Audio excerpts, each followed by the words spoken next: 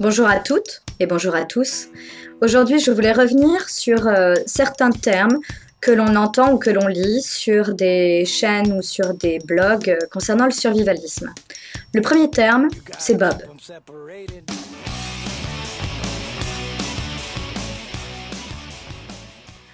Bob, c'est comme Harry, c'est un ami qui vous veut du bien. Cela signifie bug out bag, c'est-à-dire, en fin de compte, un sac de survie.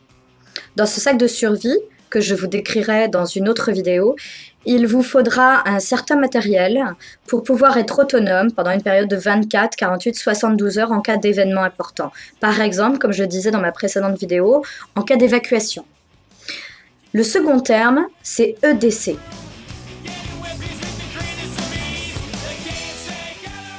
EDC signifie Everyday Carry. C'est en fin de compte un mini-bob.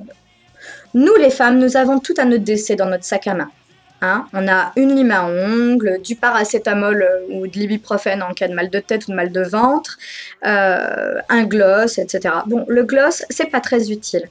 Justement, je vous parlerai un petit peu, mesdemoiselles, mesdames, des choses vraiment nécessaires dans un EDC.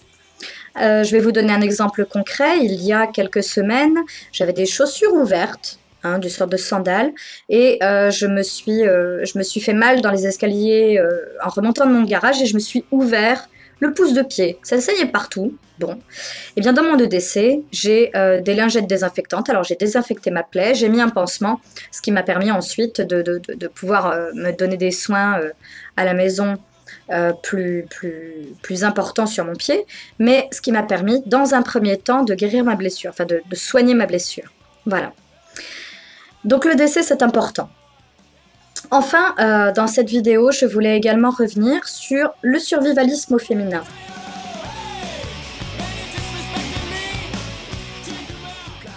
Je me suis rendu compte que j'en avais pas nécessairement parlé dans ma vidéo d'introduction. Le survivalisme au féminin est très souvent mal interprété. Si vous voulez vous affirmer en tant que survivaliste, vous allez avoir droit à des a priori comme ah bon, ben, t'es militaire, t'es gendarme, t'as une coupe courte, tu te balades en pantalon en toile, en treillis, en rangers, pas du tout.